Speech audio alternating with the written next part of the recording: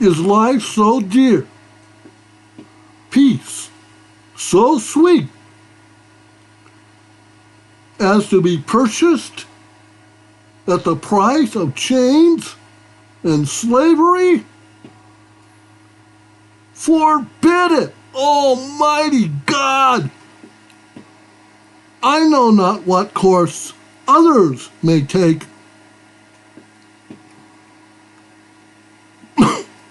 but as for me, give me liberty or give me death.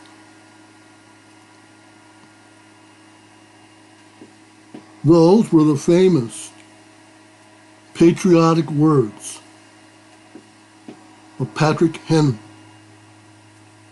They will forever be a part of American history. But there were more than patriotic words. You see, those words inspired Virginia to join the American Revolution. The give me liberty or give me death speech changed the world.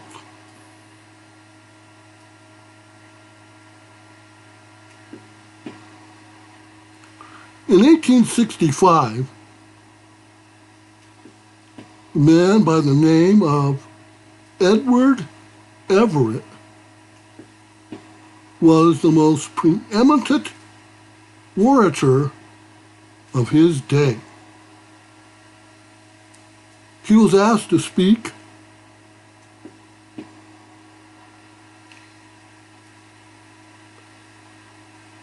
and he spent months preparing his speech, getting the words just right, practicing the speech.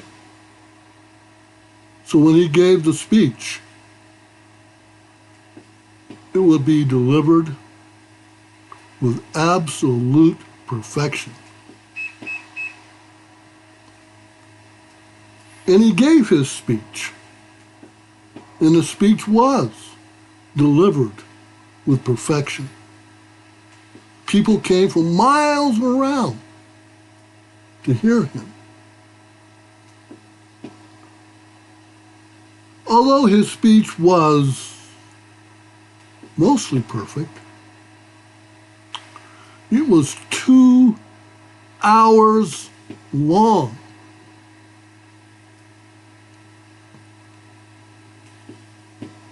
There was another minor speaker that day,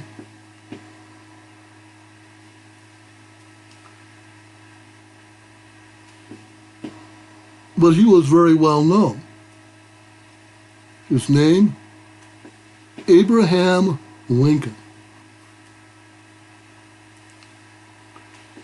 And his speech started with the words, 87 years ago. The speech was only about 2.5 minutes long.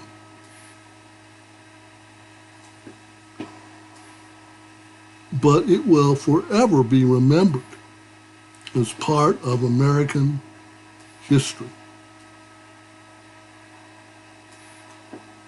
Edward Everett and his speech have long since been forgotten.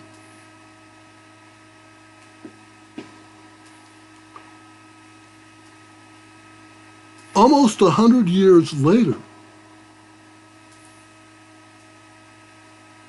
America was in what's called the space race. And America was losing. Soviet Union put a satellite into orbit before the Americans. It's known as Sputnik. And then they put a man into orbit before the Americans. The Americans finally did get a man into space. But on the first try, they didn't make it into orbit. It was called a suborbital flight. What that meant is America launched a rocket straight up into space, and it came straight down. America had not even achieved orbit. But John F. Kennedy, he gave a speech. I believe this nation should commit itself to landing a man on the moon before this decade is out and returning him safely to the earth.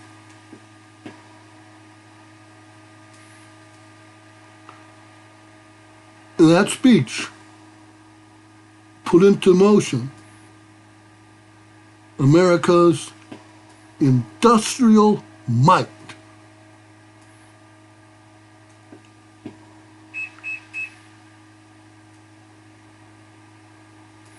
And in about 8 years, America landed a man on the moon and returned him safely to the earth. It was a momentous achievement. Not only the achievement itself, but how rapidly the goal was met.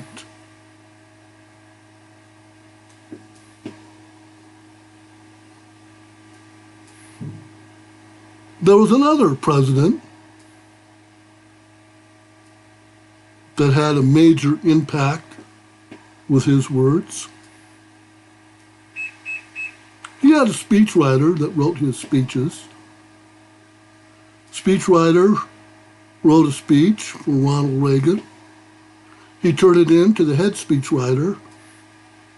Speechwriter looked at it and read it, said, I need you to rewrite this speech. Well, why? What's the matter with it? Your speech is no good. Well, what's the matter with it? It's no good. Rewrite it. So he rewrote the speech. Chief speechwriter liked it, turned it into the president. President read the speech. He liked it. Although some of the president's staff and assistants, they didn't like it. They thought it was too provocative. So they took it out. When President Reagan noticed it was out, he says, where's that part about tearing down the wall? I really like that. Well, your staff took it out. Well, put it back in. And in the limo, on their way to the Brandenburg Gate, his assistants were still trying to convince the president not to say that. It's too provocative. The president says, I'm going to say this. This is the right thing to do. And there, in front of the Brandenburg Gate, the president spoke those words, Mr. Gorbachev, tear down this wall. And though the speech was intended for the people in West Berlin, it was right next to the Brandenburg Gate. The people in East Berlin heard it. And when Americans listened in on Soviet dispatches between the Soviet Union and East Berlin,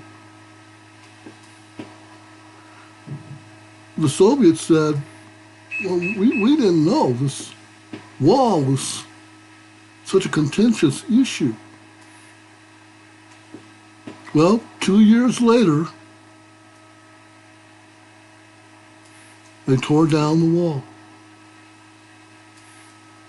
Largely because of Ronald Reagan's speech. Archimedes once said, "Give me a place to stand and a lever, and I will move the world." Well, your place to stand is a speaker's podium.